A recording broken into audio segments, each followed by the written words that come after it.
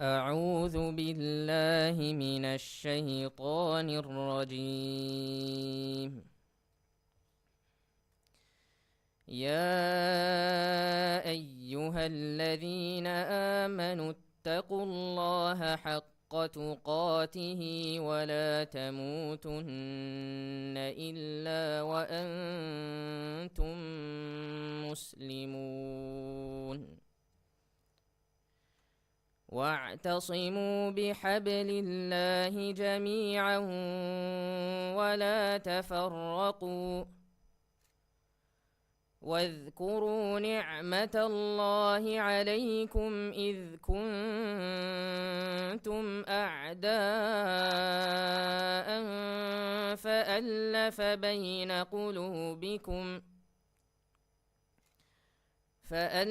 بين قلوبكم فأصبحتم بنعمته إخوانا وكنتم على شفا حفرة من النار فأنقذكم منها. كذلك يبين الله لكم آياته لعلكم تهتدون. ولتكن منكم أمة يدعون إلى الخير ويأمرون بالمعروف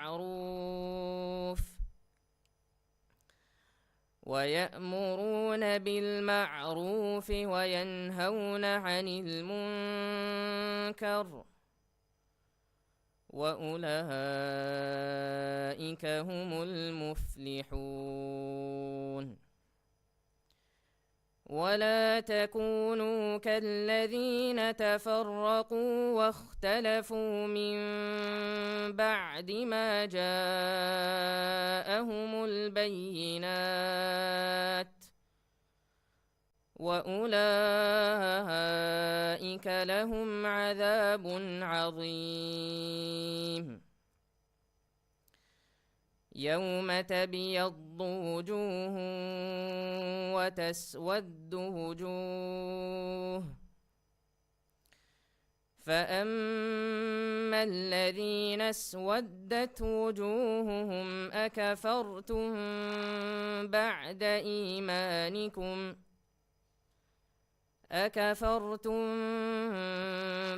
إيمانكم فذوقوا العذاب بما كنتم تكفرون.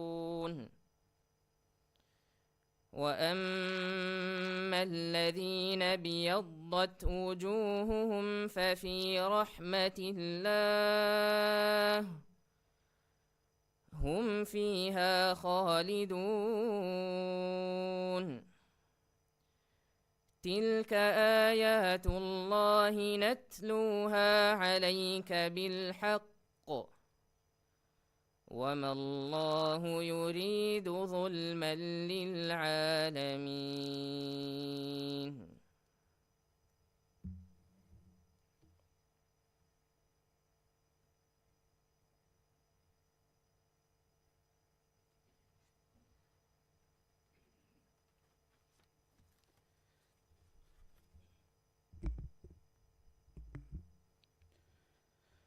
بسم الله الرحمن الرحيم.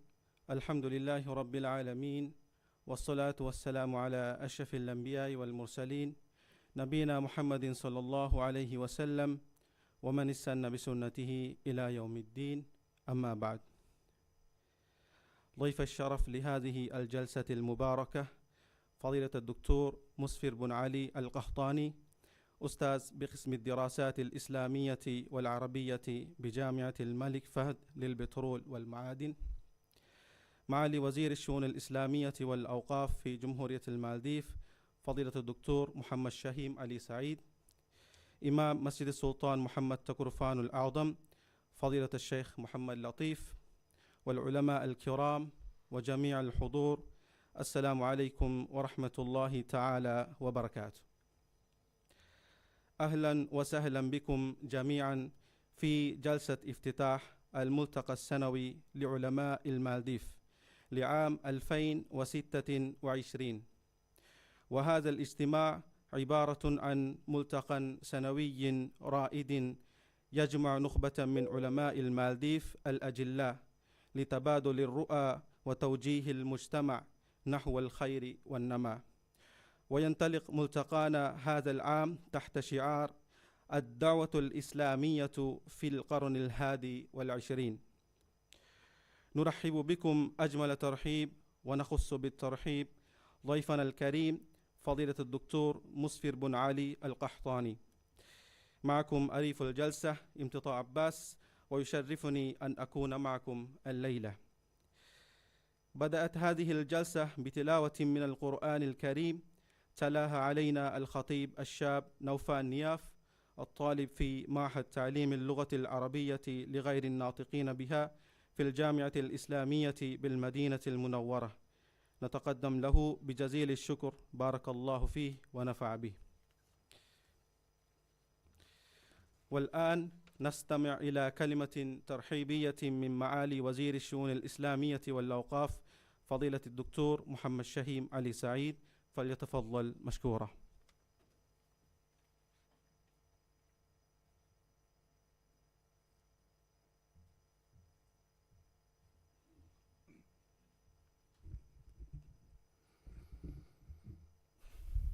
بسم الله الرحمن الرحيم. الحمد لله رب العالمين، والصلاة والسلام على أشرف الأنبياء والمرسلين سيدنا ونبينا محمد وعلى آله وأصحابه أجمعين ومن تبعهم بإحسان إلى يوم الدين، وبعد. ميريجي مي حفلاجي عزتري مهمان أقولنجي ورقان أخيكم غوا فضيلة الأستاذ الدكتور مسفر بن علي القحطاني. ميريجي مي حفلاجة باير ودان نوا إمها عزتري علمورين أدي زوان خطيبون ترين مي جالساغ أدي علمورينجي مي بدلون تا أدوسوما ودان نبي إمها بيفرون. السلام عليكم ورحمة الله وبركاته. آد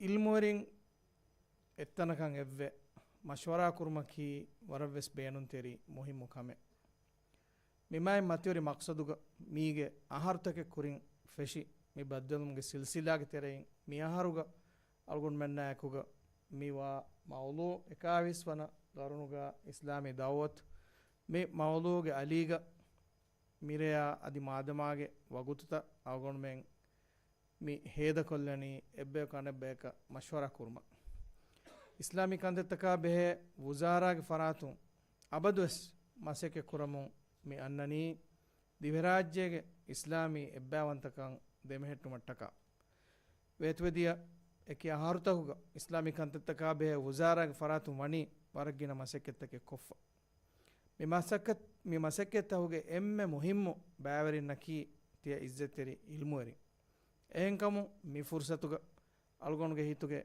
إم فمينو تيا إمها داعينا علمورنا خطيبنا ورا تعريفا حق شكر أريسكورا مي وزارة مسكتوغا إم مهم باورينا كي تيا إزتري بيفون تيا بيفونغ إهيتري كما إبارلون مي وزارة نونا نما مي مسكة إم إدبي غتوغا كوريا كنو دان إنكمون تيا بيفونغ دور فاهاغكو أغونغ واهاك أغون كوريا جندان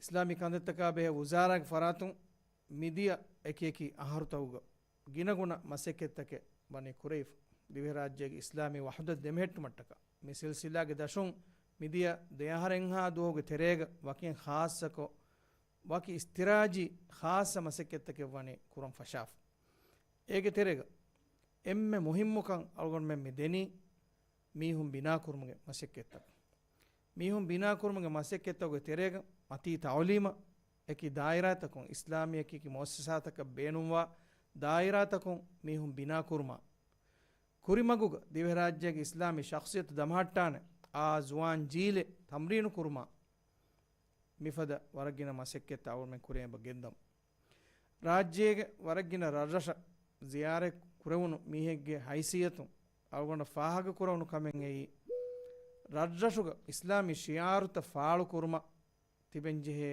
ಮೀಹುಂಗೆ ಮದುಕ ಬೈರ್ ರರ್ರಶುಗ ಹುತುಬಾ ಕಿಯಾನ ಮೀಹುನ್ ನೆತಿಗೆಂ ಕ್ಯಾರಿಗೆ ಜೆಹಿಗೆಂ ಒನ್ನ ರತ್ತಕೊಂ ಮೀಹುನ್ ಎರಶಂ ಎಬ ಗೆನೆ ಮೀಗೆ ಫನ್ಸಾಹಕಂ ಹಾರು ಕುರೀಗ ರಾಜ್ಯಗೆ ಬಯಂ ಹಿಸಾಬ್ತ ಗೋಯಿಂ ಹಾಲತ್ ಎ ಹಾಲತಂ ಅಲುಂ ಅಮುರಾ ರಾಜ್ಯಗೆ ಬಯಂ ಹಿಸಾಬ್ತ ಮಿಹಾರು ಮಿವಣಿ ಗೊಸ್ಸ ಮೀ ಅವಗೊಂಡ್ಮೆನ್ ಕಂಬಡುವನ್ ಜೆ ಕಮೆ ಎಕೇಕಿ ಇಸ್ಲಾಮಿ ಕುಲ್ಲಿಯಾತಕ ಎಕೇಕಿ ದಾಯಿರಾತಕೊಂ ಇಸ್ಲಾಮಿ ಎಕೇಕಿ ದಾಯಿರಾತಕೊಂ ತಾಲೀಮ್ ಹಾಸಿಲ್ ಕುರಾ ಫರಾತ್ ಮಿ ತಿಬೆನಿ ಮಾಲೆ ಸರಹದ್ದುಗ ನುವತ ರಾಜ್ಯಗೆ ಬೊಡತಿ ಸಿಟೀತವು ರಾಜ್ಯಗೆ ಆಬಾದೀತ ಮಧು ರತ್ತಕುಗ ಇಲ್ಮೂರಿನ್ನ ಅದಿ ಇಸ್ಲಾಮಿ ಶಿಯಾರುತ ಫಾಳುಕ ಹುತುಬಾಕಿಯ ಇಮಾಮ್ಕಂ ಕುರಾನೆ ಮೀಹುನ್ನೆ ನೆ ಮೀಹುಂ ವರಂ ಮಧು ಬೈರ್ ರರಶುಗ ಉಮರುನ್ ದುವಸ್ವಿ ಫರಾಯತ್ತ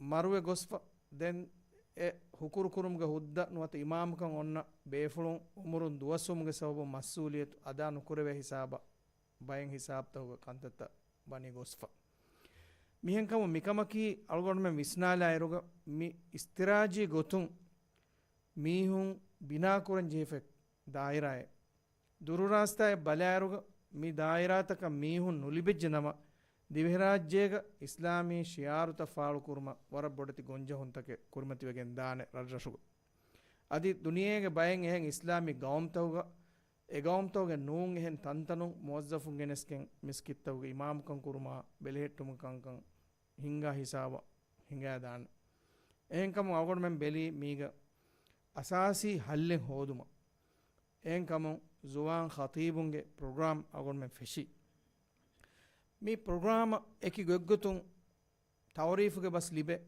ಅನೆಬ್ಬೇಕು ಮೀ ಪ್ರೋಗ್ರಾಮ ಫಾಡುವೆಸ್ ಕಿಯಾ ಎಯಿ ರಂಗಳು ಕಮೆ ಫಾಡು ಕಿಯಾನಿ ಎಕಂಕಂ ರಂಗಳು ಕುರ್ಮಟ್ಟಕ ಏಕಮ ಅವಗೊಂಡ್ಮೆನ್ ಮರ್ಹಬಾ ಕಿಯಾ ಮೀ ಜುವಾನ್ ಖತೀಬುಂಗೆ ಪ್ರೋಗ್ರಾಮ್ಗೆ ತೆರೆಂ ಅಲ್ಲಾಹ್ ಸುಬ್ಹಾನಹು ವತಾಲ ಇರಾದ ಕುರೆವ್ವಿಯಾಮ್ ಮಿವಗುತಾ ಹಮೆಯ ಹಸತೇಕೆ ವರಗಿನ ಫರಾಯತ್ತ ವನಿ ಹುದ್ದ ಹೋದಾಫ್ ಅದು ಮೀಗೆ ತೆರೆಂ ವರ ಹಾಸ ಕೊಲ್ಲೆವೆ ಫರಾಯತ್ತಕ್ಕೆ ಕುಳದಾನ ಮೊಳು ಇಲ್ಮಿಗೊತ್ತು ಗಾಬಿಲ್ಕೊಂ ಹುರಿ ಫರಾಯತ್ತ ಬೆಸ್ ಫಾಹಾಗ ಕುರೇಫು ವೇ ಅದಿ ಎಕುದಿನ್ನ ಇತುರು ಇಲ್ಮಿಗೊತ್ತು ಕುರಿಯದ್ದಿಯೋಮುಗೆ ಮಗುತ ಕೊಶ ಎಕೆ ಯೂನಿವರ್ಸಿಟಿ ತಕ ಫೋರ್ ಕೊದ್ದಿನ ಫೊಣೋಮುಗೆ ಮಸೆಕ್ಕೆತ್ತವೆ ಅವರ್ಮೆನ್ ಕುರುಮೆ ಬದಂ ಆದೆ ಫಖುರ್ವೆರ್ಕಮಾಯಕುಗ ಫಾಹ ಕೊಲ್ಲಂ ಜೆಹೆ ಮಿರೆ ಮಿ ಜಲ್ಸಾ ಫಟ್ಟವಾ ದೆವ್ವಿವೆಸ್ ಮಿ ಜುವಾನ್ ಖತೀಬ್ ಪ್ರೋಗ್ರಾಮ್ಗೆ ಫಖುರ್ವೆರಿ ಖತೀಬೆ CHSC ನಿಮ್ಮಾಫ ಮಿಹಾರು ಮದೀನಾ ಯೂನಿವರ್ಸಿಟಿಗೆ ತವಲಿ ಮಾಸಿ ಕುರಮೋ ಗೆಂದನಿ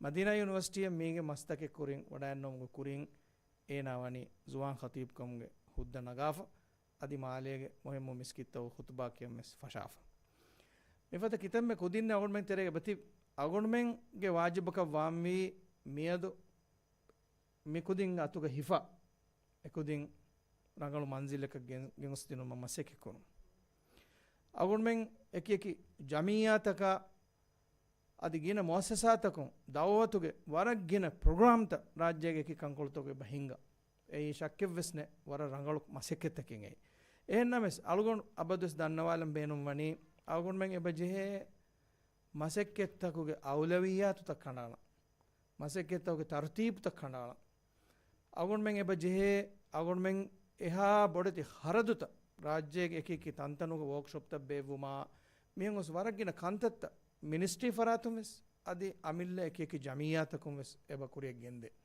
මිකංකම කීවසම වර රංගලු කන්තත්ත එහෙන්නමස් කන්තත්තකුගේ අවුලවියාතු තක්කණ්ඩයලේ කොන් සරහද්දකන් එම්මෙ මුහිම්මී කොන් කන්තත්තකෙත්තෝ බලා මිකංක වර්ම කුරන් එබජිහෙ මෙවැනි රශෙක්ග මදී කොන් කමෙත්තෝ එරශුග මීහකු බිනා කුරන් ජෙහෙතෝ එරශුග තිබි ඉමාමුන් කිතම් මිහුන්තෝ තිබි ಖುತುಬಾ ಕಿಯಾ ಕಿತಂ ಮಿಹುಂತೋ ತಿಬಿ ಮೀಹಕು ನೆನ್ನಮ ಮೀಹಕ ಕಿಯವಾ ದೇವೆನ ಫುರ್ಸತೆ ಬೊಯ್ತೋ එකම ශෞගවරිකන් හුරි කුජ්ජක එබ හුරිතෝ මි හුරිහාකම බල එ කුජ්ජක අවගොන මගුදක්කේ බජේ කිත කුදින්තෝ තිබී මාලේ ආදෙවන් ගොතෙන් නැතිගෙන් නොකියවිෆ ಕಿತಕ್ ಕುದಿಂತೋ ಶೌಗುವರಿಕಂ ಹುರಿ ಫುರ್ಸತೆ ನೊಲಿಫಿ ಫತಿಬಿ ಕಿತಕ್ ಕುದಿಂತೋ ಮಾಲಿ ಗೊತುಂ ಗಾಬಿಲುಕನ್ ನೆತಿ ಮಿದನಿ ಹೆಂಕವ ಮಿಕಂಕಮ ಅಗೊಂಡು ಹಲ್ಲು ಹೋದಂಜೆ ಅಳ್ಗೊಂಡು ಹಂದಾಂವೆ ಮೀಗೆ ಎತಂ ಆಹಾರಕ್ಕೆ ಕುರಿಂ ಮೀಗೆ ಎತಂ ಆಹಾರಕ್ಕೆ ಕುರಿಂ ಅಳ್ಗೊಂಡು ಮೆಂಗ್ ರಾಜ್ಯಗೆ ಬಯ ರರಸ ಕುರಿದ ಅತುರುಗ ಕುರಿಗೆ ಅಳ್ಗೊಂಡು ಮೆಂಗೆ ಇಜ್ಜತೆರಿ ಮಿನಿಸ್ಟರ್ ಡಾಕ್ಟರ್ ಅಬ್ದುಲ್ ಮಜೀದ್ ರಹಿಮಲ್ಲಾ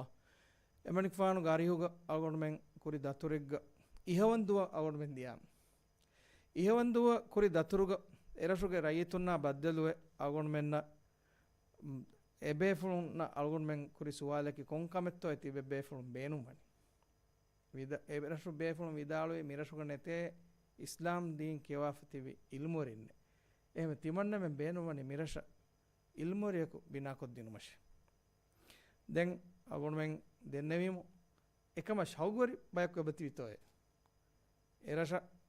එරසුගේ රයතුන් විදාල ඔබ තිබ්බේ දෙතින් කුජ්ජකු අල්ගොණුවෙන් එකුදින්ගේ කරුදාස්තන් හිෆෑගෙන් අයි ඇස් අගොණුවෙන් මදීනාගේ ඉස්ලාමික යුනිවර්සිටිය ziyarekko ඒ කරුදාස්ත එතන හුෂේලීම ಅಲ್ಲಾಹು ಸುಬ್ಹಾನಹು ವ ತಆಲಾ ಇರಾದ ಕೊರೆವಿಯಂ ಏಗೆ ತೆರೆಯಿಂ ಎಕ್ಕುಜ್ಜಕು ಮಿಯದು ಸೀದಾ ಎರಸುಗ ಎ ಹುನ್ನೆವಿ ಇಸ್ಲಾಂ ದೀನುಗೆ ದಾವತ್ ಫೋರ್ ಕೊದ್ದಿನ ಮಟ್ಟಕ ಏತಿ ಬೇಫುಳುಂ ಎಂಎಂಎಸ್ ದಿನೋಡಾನ್ನವಾನ್ ಅಗೊಂಡ್ವೆಂಗೆ ಗಾದಿರುಬೆ ಶೇಖ್ ಅಬ್ದುಲ್ ಖಾದಿರ್ ಮಿಫದ ಕಿತಮ್ಮೆ ಫರಾತ್ತಕೆ ಮಿಗುತ ತಮ್ರೀನ್ ಕುರೇಫ ವೆಜ್ ಅಗೊಂಡ್ಮೆ ಮಸೆಕೆ ಕುರಂವಿ ಜಮಾಅತ್ತವೆಸ್ ಔಲವಿಯಾತು ತ ಖಂಡಾಳ ರಾಜ್ಯಗೆ ಹುರಿಹಾ ಸರಹದ್ದೆ ಗೋತಿ ಎಂಹಾಲೆತೆಗ್ಗ ನೂಂಕಂ ಹುರಿಹಾ ಸರಹದ್ದೆ ಹೋತಿ ಎಗೊತ ಬಲ ಎರಶಕ ಬೇನುವಾ ಖಮೆ ಎರಶಕ ಕುರುಮುಗ ಎಮ್ಮೆ ಔಲವಿಯಾತ್ ನೋತ ಎಮ್ಮೆ ಔಲಾವೆಗೆಂವಾ ಕಮಕೆ ಕೊಬಾತು ಬಲ ಎಗೊತ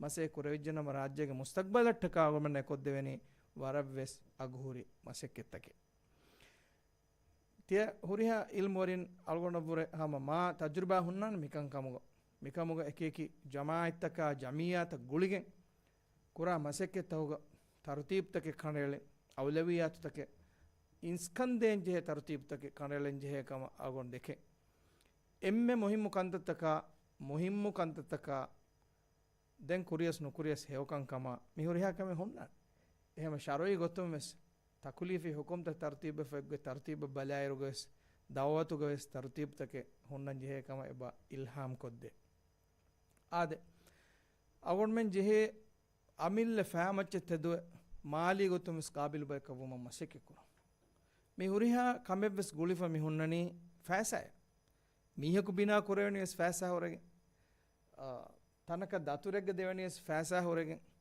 ජල්සායක කායිච්ච මි දෙවෙනි වෙස් ෆෑසා හොරගෙන් මේ හුරිහා කමෙස් මි ගොස් හුට්ටෙනි ෆෑසා හමක් ඒම අබදුස් අගොන්මෙන් මි තිබෙන් මි ජෙහෙනි ස්පොන්සායක බරෝසාවගෙන්තෝ එහෙම් මිහෙක්ගේ එහිය බරෝසාවගෙන්තෝ එහිය නුලිබිජ්ජියා මෙරේකු කාක නුලිබේ මිහාලතුක අගොන්මෙන් තිබෙන් ඥාමු දුහාකුස් අගොන්මෙන්නක රඟලු මන්සිලක වාස්ලෙන් නුවෙන් අගොන්මෙන් මසෙකෙ කුරමෙ අගොන්මෙන් අමිල්ල ෆෑමච තෙදුම් එහෙන්කම අලුගොන්මෙන්ගේ තෙරේග රාජ්‍යයක මසෙකෙ කුරායකගේ ජමීයාතකුම් වෙස් එබ ජෙහෙ ජමීයා ජමායතහුගේ මාලි කන්තත්ත බිනා කුරුම ජමීයාතක එකගේ ජමායතක අදි වුසාරාය වෙස් එකගේ දීනි මුඅස්සසාතක ලිබේ ෆෑසයින් එත මිලියන් රුෆියාය අලුගොන්මෙන්න එබ ලිබේ ඩොනේෂන් ගොතුගස් වුසාරාය වෙස් ලිබේ අලුගොන්මෙන් එකකි කුදි කුදි හරකායත්තකන් එෆෑස හරතුක හුස්කොල්ලෙන් එකම එෆෑසෑන් අලුගොන්මෙන් රංගලු මශ්රූවෙ ගෑම් කොෆිකම් ගවනී නම දුරුරාස්තාය අලුගොන්මෙන්න එයින් වර බොඩ ෆෑදා කුරාන් මීගේ ආහාරතකෙ කුරින් අලුගොන්මෙන් මි මිනිස්ට්‍රික ෆරාත් දාරුල් ඊමාන් බිල්ඩින් ගලි අලුගොන්මෙන්න එතනු මිහාර එතම් බිනා කුරිෆවුන් ආහාරකු 6 මිලියන් රුපියා 5 මිලියන් 6 මිලියන් රුපියා දෙතරේ ගවර්න්මෙන්න එතනු ලිබේ ಗುಜಾರಾ ಇಲ್ಲಿಬೆ ತನಕಿ ಮಿಸ್ಕಿತ್ತಕ ಹಾಸ ಮಶ್ರೂ ಎವ್ವೀಮ ಎಕಮ ಏನ್ ಹರದು ಕೊರೆನ್ ಅಳುಗೊಂಡ್ಮೆಂಗ್ ಏಗೆ ಅಲೀಗ ಮಿಹಾರ್ ಕುರಿಯಂ ಎಬ ಗೆಂದಂ ರಾಜ್ಯಗೆ ಎಕಿ ಕಂಕೊಳ್ ತವುಗ ಮಾಲೆಯ ಎಕುಗ ಹೈ ಮಶ್ರೂ ಅಳುಗೊಂಡ್ಮೆಂಗ್ ಕುರಿ ಎಬ ಗೆಂದ ಹುಳುಮಾಲೆಗೆ ಮಿ ಬಿನಾಕುರ ರಾಜ್ಯಗೆ ಎಮ್ಮೆ ಬೊಡು ವಗುಫ್ ಬಿಲ್ಡಿಂಗ್ ದಾರು ಸಲಾಂ එතනුම් අහරකු මිහාරු හුරි හිසාබ්තක බලෑරුග අහරකු 50 මිලියන් රුෆියා අගොන් මේ මුසාරයි ලිබෙන් ඉරාත් කරවියම් අදි මාලේගේ එහෙම් වගුෆ් බිනායෙන් බිනා කරවුම් එබ දේ මිහාරු දාරුල් අර්කම් එතනුම් අහරකු දීහවරකම් මිලියන බුරගින රුෆියා මෙතන ලිබෙන් ඉස්ලාමික වගුෆ් ෆණ්ඩ අදි මාලේගේ ෆනරබුරිය එබ බිනා කරවුම් මසෙක්කේ මිහාරු අගොන් මේ කුරිය මේ ගෙන්දනේ ඩිසයින් කරමුග මරහලා දාරු නූර් මේ බිල්ඩින්ග් උන් අගොන් මෙන්න හම මියවර්ගෙන ෆෑසා ලිබෙන් එහෙම කුරියම් මේ තින්හාරෙන් හා දෝග තෙරේග මේ වුසාරායින් කුරා දීනි මසෙක්කේ තහුග දවලතු බජෙට අදී හෙන් ඩොනේෂන් තක බරෝසයි නොවානේ ඉන්ෂාඅල්ලාහ් මේ වුසාරා හුන්නානේ අමිල් ෆෑමච්ච තෙදුවේ එකම මච්ච මසෙක් කරොම් මිදනි අලගොන් මෙන් එබ ජෙහෙ අලගොන් මෙන් mi kura maseketake demehetteni maseketake kamuga wan egoto maseke kurevijjanama islami dawatavves adi mulu mujtamevves ekamuge manfa qur'ane eihama warabbodu ummide algon menge me wuzarages algon men wuzarage faratu masekorom midani midennevi bidan demehetteni islami hadarate mitaga gam kurma ege terega waragina kanka himene මීහුම් බිනා කුරුම් වසීලෙත් ගෑම් කුරුම් මිහුරියා කම කුරුම් ඒ බුසාරයන් වරබොඩ මසෙක් කුරකම මිරේගේ මී ජල්සායකි මිනිස්ට්‍රීගේ යවමීයන් ඉබ්වා ජල්සායන් නුම් එහෙන්නමස් මිහාගෙන අද දෙග්ගේ දායින්නා ඉල්මුවරින්ගේ මජිලිහෙ වීම මිදෙන්නේ කන්තත්තක කොම්මස් වරගේ ඉෂාරාතේ කොල්ලුමකී හම එම්මරංගල කමක්කම වාතීවේ අලගොන් මිරේ මී කන්තත්තක මී ඉෂාරක් කුරි मिनिस्ट्री फरातु सरकार फरातु इज्जत रईस जमहूरिया डॉक्टर मोहम्मद मोइज सरकार सियासत की वेरिकंग हिंगमुग इस्लाम दीनुग कंततक इसकन दीगिं वेरिकंग कुरेबु एंकम मे वजारा फरातु मे कुरे मसकेतुग अल्लाह इराद कुरेबियाम सरकार सियासत वरबड लाम हे गुलिफ उतुमुग सबबु वरगिन कामयाबीत अवर मन मिदनी हासिल कुरम एगे तेरेग दिवराज्य ज़कातौ सुफेदुमा අහරුන් අහර සකායන් ඉතුරුවගෙන් දියුමා අදි මියහරකි මිදියහරවුර සකායන් ඉතුරුවගෙන් දා අහරේ මිදියහරුග එස්සතේක 3 මිලියන රුගින රුෆියා සකාත් ෆන්ඩ ලිබුණු ඉරුග මියහරුග දතුරු කුරමුන් දා හිසාබ්තක බලායරුග ඒවුර ගින මියහරු සකාත් ෆන්ඩ ෆෑසා ලිබිගෙන් දාන හම එකොත් හජ්ජා උම්රාගේ කන්තත බෙලියස් මීගේ අහර්තක කුරින් හජ්ජා වඩයන්නේ බේෆුන්නා මිදියහරු හජ්ජා වඩයන්නේ බේෆුන්ගේ හිසාස්ත බල්ලවා ලෙවීමෙන් මිහාරෝ එයාපෝටුක මඩුකර නුජේකම මක්කා රූටුගේ තෙරෙන් හොරි ෆසේහතක මිකංකං එංගි වඩා නොවන් හම එගොත එහෙන් හොරිහා දායිරායගේ මසෙක්කෙත් අබ්බස් මඩුමඩු මිදනි හම වරග්ගින රංගලු කන්තත්තකායකුග කුරිය ඉස්ලාම් දිනුක කංකං රාජ්‍යක දෙමෙහෙට්ටුමු අගොන් මෙන් හොරිහා ඉල්මුවරින් හොරිහා ජමාඅත් අගොන් මෙන්ගේ තෙරේග සියාසී ගොතුන්නා දිය නෝමස් කංකම ඛියාල් තෆාතු හුරි නමස් ඒ තොබීකම එක්කම අගොන් දෙකෙනි දිවරාජ්‍ය ෆද ඩෙමොක්‍රැටික් ගවර්න්මන්ට් ඒ නමස් අගොන් මෙන් එම්මෙන් එබ්බාවන් ජෙහන අගොන් මෙන්ගේ ගවමී කන්තත්තවග අගොන් මෙන්ගේ දීනී කන්තත්තවග අගොන් මෙන්ගේ දීනී දාවත් දෙමෙහෙට්ටුමුග කොම්මෙ හේවකමක එබ්බේ කණෙබ්බේක එහිවන් ජෙහන මිරේ මිතනුග කියවිගෙන් දිය ආයත්තකුම් වෙසේ දේහවනි එවා අගොන් මෙන් එම්මෙන් එබ්බාවන්ත බයග ගොතුක තිබුම ඒ බයවන්ත බයග ගොතුක තිබුම අගොන් මෙන් හිතහුග නොතනවස්කන් නොබේවුම අගොන් මෙන් හිතකි වර බොඩති හිතකක වාංජෙන් ෆුලා හිතකක වාංජෙන් තනවස් හිතකක වාංජෙන් අගොන් මෙන් කි එබ්බේ කණෙබ්බේක මාෆ් කුරා බයක වාංජෙන් එබ්බේ කණෙබ්බේක දෙකේ ලෝබිවා බයක වාංජෙන් අගොන් මෙන් කි ඉන්සානු වීම එබ්බේ කණෙබ්බේක කුරෙවෙන් නොතනවස් වාහකස් දෙකේ ෆෝර්දන් එහෙන්නමස් එයි තාබද අවුන් මෙන් හිතව එකංකන් ඔයගෙන් වාන බයන්නෝ අලුගොන් මෙන් එම්මෙන්ගේ හිත සාෆ් නොවෙජ්ජනම දෙන් හිත සාෆ් වාන එහෙම් බෙක් නොතිබෙන් අලුගොන් මෙන් මේ ඒ නූර් දමහට්ටන් ජේ මිහුන් ඉස්ලාම් දිනු හිදායතුක නූර් දමහට්ටන් ජේ මිහුන් ඉල්මු වරින් එකතිකණෙක් ගොතුක තිබිහා හින්දක අබදුස් අල්ලාහ් ඉරාද කරවේ මි ගොම් ඔන්නානේ රංගල් ඉස්ලාම් දිනුගේ මස්ලහත් ඉස්කුරවේ හින්දක ඉස්ලාම් දිනුගේ මස්ලහත් ඉස්කුරවේ හින්දක අබදුස් කංකං ඔන්නානේ ඉරාද කරා රංගල් අල්ලාහ් සුබ්හානහු වතාලා අල්ගොන් මෙන් ඉස්සෙක් කරවේ ඉස්ලාම් දිනුගේ සබබුන්නේ එහෙම ඉස්ලාම් දිනුගේ මස්ලහත් ඉස්කුරන් ජේන ඉස්ලාම් දීනුගේ මස්ලහත් ඉස් නුකරවිජ්ජනම අගොන් මෙන් බලිකෂවගෙන් ගහදානේ මිහාරකී මේ දිවරාජ්‍ය ඉස්ලාම් විතා නුව සතේක අහරු ෆුරමුම් මිදා එහෙම වීම අල්ගොන් එම්මෙන් ගුලිගෙන් මසෙක් කුරෙන් බජේ කුරියන් ඔය සතේක අහරු දිවරාජ්‍ය ඉස්ලාමි ශියාරු ෆාල් කුරාන් හරුදනා මොස්සසාතක ඉස්ලාමි ශියාරු දෙමෙහෙට්ටෙන වසීලත්තක ඉස්ලාමි ශියාරු ෆාල් කුරාන මීහුන්න ගායම් කර බිනා කර ඒරුන් අනක්කාවේ සතේක අහර මී ඉස්ලාම් දීනුගේ මී මතිවරි තරික වාසිල් කොද්දේන වරුගද සෆෙ දිවරාජ්‍යක එකකන් කොල්තෝක බිනායි ෆොන්නන් තෙබේ ෆොන්නාල් ගොන හිවරුදෙන් උරියා බේෆුලුන් මර වගුත් හුස් කරවා උරියා බේෆුලුන් වෙස් මිරේ මී ජල්සාගේ බෑර වඩන්න එකමට කවර බෂුකුර දන්නව බුසාරයන් අබදුස් තෙබේ ෆොන්ගේ මාසෙකේතෝ අගු අසන් කරන් අදී අල්ගොන් මන්නා කො මිරේගේ මී බෑර වඩන්නවා ખાસ මෙහමාන් ડોક્ટર මුස්ෆිර් බින් අල් කහ්තානි මන්ෆානකි වාරක් ගින ෆොයිත්තලි වෆා බේෆුල සෞදි අරබියාගේ ප්‍රොෆෙසර් වමීගේ බෝඩ් ඔෆ් ට්‍රස්ටීස්ගේ මෙම්බර් වර එකඩමික් ඉල්මි දායරාගේ ඛිදමෙත්තෙරි ඉස්සෙත්තෙරි බේෆුල අල්ගොන් එමනිෆාන් දන්නතා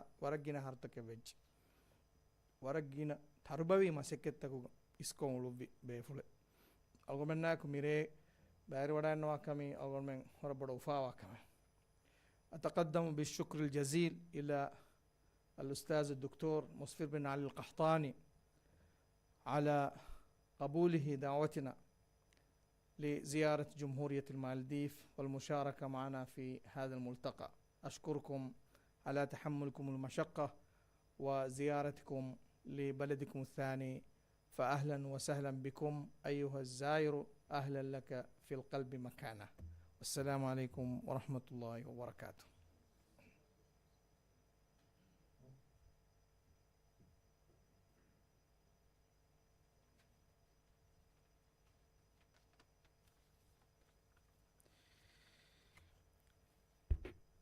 شكرا لمعالي الوزير على هذه الكلمة القيمة. حضورنا الكرام، نصل الآن إلى الخطاب الرئيسي لهذا الملتقى السنوي، والذي يلقيه علينا العالم الفاضل وضيف الشرف فضيلة الأستاذ الدكتور مسفر بن علي القحطاني، وهو حاصل على الدكتوراه في أصول الفقه الإسلامي، ويعمل أستاذا في قسم الدراسات الإسلامية والعربية بجامعة الملك فهد للبترول والمعادن، وهو أيضا خبير في القانون الدولي الإنساني، وعضو مجلس أمناء الندوة العالمية للشباب الإسلامي. له نتاج علمي غزير يتجاوز 15 كتابا وأكثر من 20 بحثا محكما، كما شارك في نحو 120 مؤتمرا وندوة دولية ومحلية. فليتفضل مشكورا بإلقاء خطابه تحت عنوان فقه الموازنات وفقه الأولويات في ضوء المقاصد الشرعية.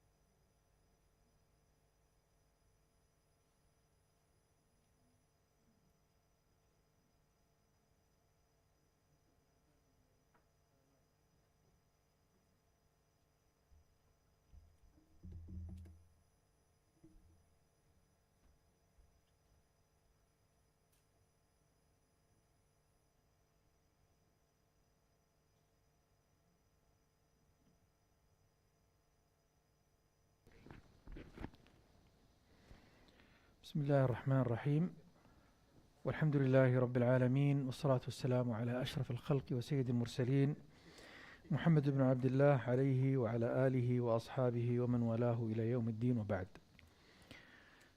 في البداية أتوجه بالشكر الجزيل لله عز وجل الذي يسر مثل هذا اللقاء ومكن من مثل هذا الاجتماع المبارك مع إخوة فضلاء وعلماء كبار في هذه الجمهورية المباركة. ولا أنسى أن أتقدم بالشكر الجزيل لمعالي الدكتور الوزير دكتور محمد شهيم على دعوتي لحضور مثل هذا اللقاء المبارك بكم، وأجدني سعيدا أن أكون معكم. لست محاضرا بين أيديكم، بل متعلما لما قدمتم من تجارب وبرامج أعتقد أنها سوف تكون محل استفادة مني ومن كل زائر لهذا البلد المبارك. هذا العنوان الذي أود الحديث عنه، وهو فقه الموازنات والأولويات في ضوء المقاصد الشرعية،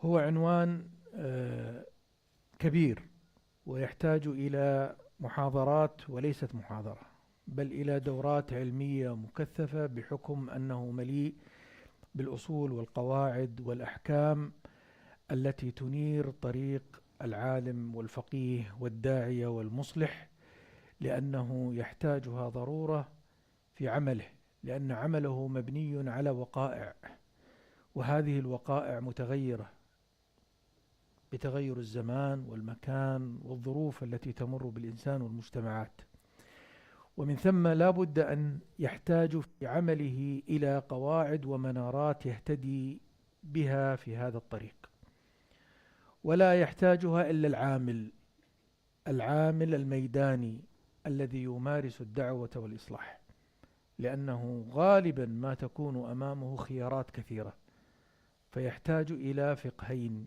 سنركز عليهما في هذه المحاضرة: فقه الموازنات وفقه الأولويات. أبتدئ في هذا الحديث في مقدمات أعتقد أنها ستكون مهمة كبداية للحديث عن فقه الموازنات وفقه الأولويات. ابتداء، الشريعة الإسلامية هي نصوص من كتاب الله عز وجل وسنة النبي صلى الله عليه وسلم. جاءت هذه النصوص لتنظم حياة الإنسان وتعرفه بطريق الحق ليهتدي إلى ما يريده الله منه عندما خلقه: وما خلقت الجن والإنس إلا ليعبدون. فطريق الإنسان نحو مرضاة الله عز وجل لا بد أن يكون منيرا هذا الطريق بالنصوص الهادية التي تدله على الحق فيتبعه وعلى الباطل فيجتنبه. يقول ابن القيم رحمه الله لكي يبين أن هذه الشريعة الإسلامية أنها ما جاءت إلا لما يصلح لحياة الناس. وللإمام الشاطبي رحمه الله في كتابه الشهير الموافقات، وأرجو أن يكون هذا الكتاب قريبا من أصحاب الدعوة والعلماء والفقهاء، لأن فيه من الكنوز المعرفية والضوابط المصلحية ما يجعل الإنسان يهتم به اهتماما كبيرا. ذكر في هذا الكتاب في بدايته قال: ومن خلال استقراء نصوص الشريعة بمعنى الاطلاع التام عليها من الكتاب والسنة، أنها جاءت لمصالح العباد في الدارين، جاءت لما يصلح حياة الناس في الدار الدنيا وفي الدار الآخرة. ابن القيم رحمه الله أكد على هذا المعنى عندما قال بنص عظيم، هذا لابد أن يكون واضح بالنسبة لنا، عندما قال رحمه الله أن الشريعة مبناها وأساسها على الحكم ومصالح العباد في المعاش أي في الدنيا، وفي المعاد أي في الآخرة، وهي عدل كلها ورحمة كلها وحكمة كلها، فكل مسألة خرجت عن العدل إلى الجور، وعن الرحمة إلى ضدها، وعن المصلحة إلى المفسدة، وعن الحكمة إلى العبث، فليست من الشريعة الإسلامية. لذلك لما يفتي الإنسان أو يعلم الإنسان باسم الشريعة الإسلامية لا بد أن يكون ما يقدمه للناس حكمة وعدل ورحمة، لا يمكن أن يأتي بعبث أو يأمر بظلم أو يبرره على أن هذا هو من الشريعة، أو يأتي بحكم فيه قسوة وشدة ويقول هذه هي الشريعة، خصوصا عندما يكون المقابل له من الجهلاء أو البسطاء. نقول هذه ليست الشريعة. الشريعة الإسلامية عدل وحكمة ورحمة، فلا يمكن أبدا أن تأتي الشريعة بغير ذلك. ولذلك ما يؤكد معرفة هذه الحكمة وهذه العدالة وهذه الرحمة وهذه المصالح هي مقاصد الشريعة.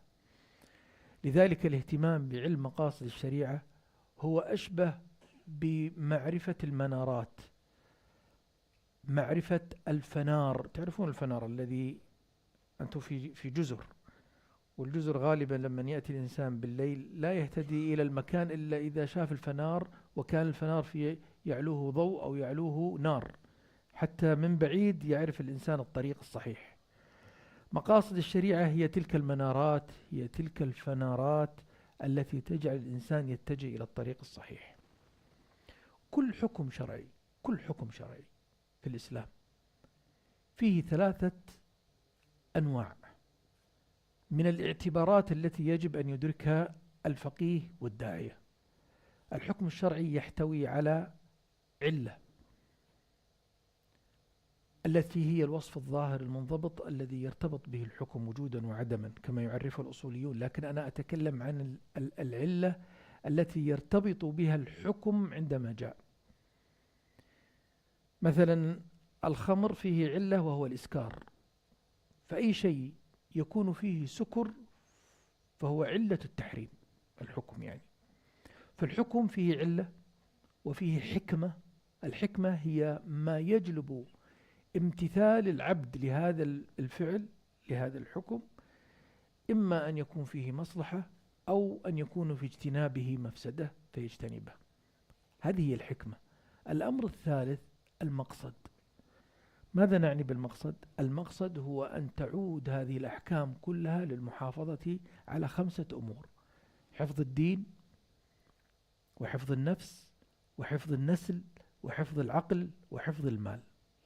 كل أحكام الشريعة الإسلامية في مجال العبادات والمعاملات والأحوال الشخصية والقضاء والبينات والأطعمة والأشربة وغيرها من أحكام، كلها تعود إلى تحقيق واحد من هذه الأمور ال5: إما حفظ الدين أو النفس أو النسل أو العقل أو المال.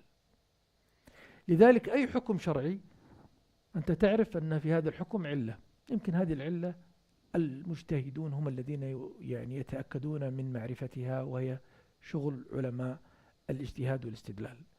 الحكمة لابد أن تكون ظاهرة في الفعل. أي عمل تعمل في الشريعة الإسلامية لابد أن يجلب لك مصلحة أو يدفع عنك مفسدة. ثم تعرف أن هذه الأفعال من الأحكام التي تؤديها في صلاتك، في معاملاتك، في دخولك لمنزلك، في شرائك، في بيعك، في كل، حتى في نومك وفي يقظتك، هذه الأحكام كلها تعود إلى تحقيق 5 مقاصد رئيسية، وهي الضرورات أو الكليات ال5 التي ذكرتها قبل قليل.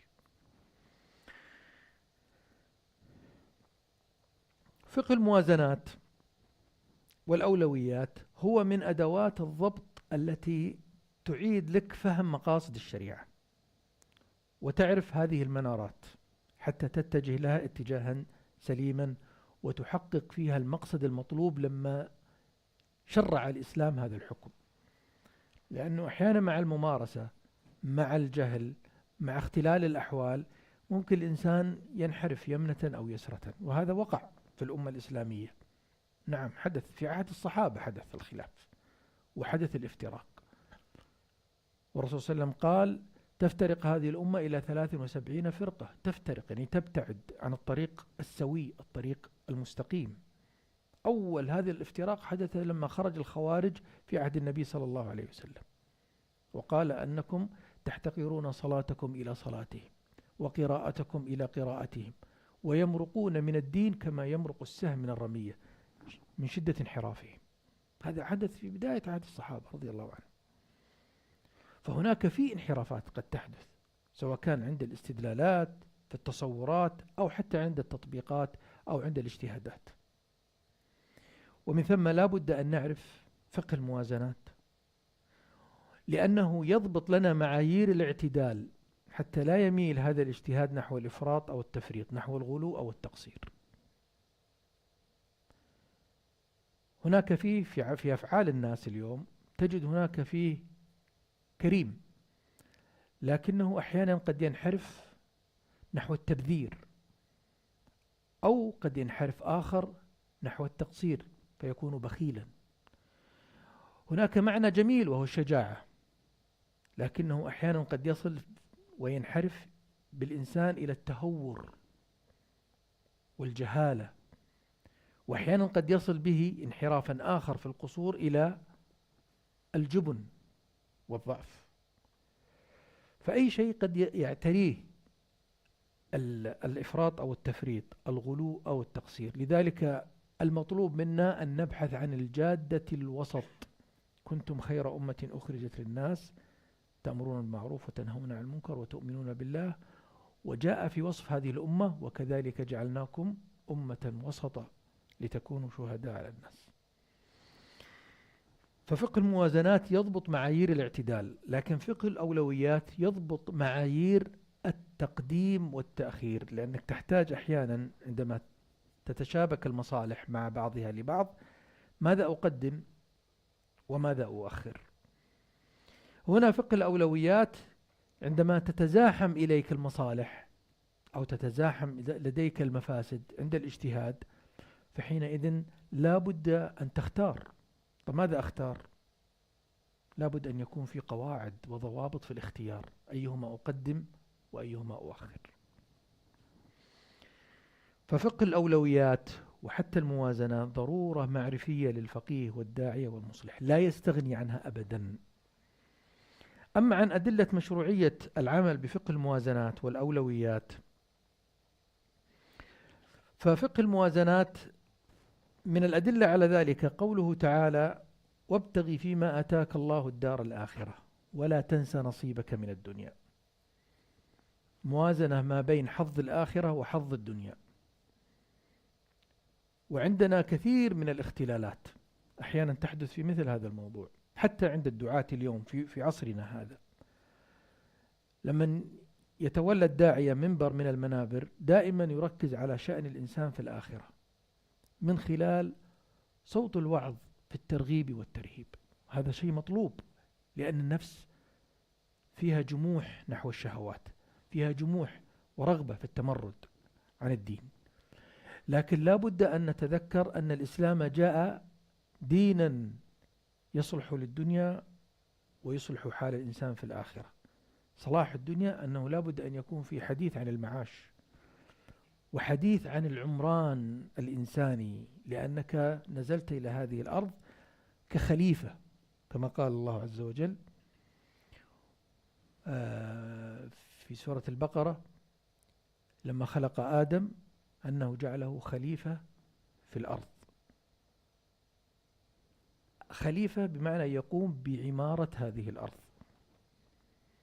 عمارة الأرض حديث لا بد أن يكون معروفا. لماذا الأمة الإسلامية المكلفة بأن يعني تكون خليفة للإنسان في هذه الأرض واستخلفه الله وأنشأكم من الأرض واستعمركم فيها. استعمركم فيها كما يقول الجصاص وغيره، جعلكم عمارا تعمرون الدنيا. أمة جاءت خير الأمم، أمة كانت وسط بين الأمم لكي تكون شاهدة على جميع الأمم والناس. مستحيل أن تكون أمة ضعيفة في اقتصادها، ذليلة في سياساتها وقوتها، بعيدة عن مجريات الإبداع والتقنيات وغيرها. هذه ليست الأمة الشاهدة، ليست الأمة الخيرة.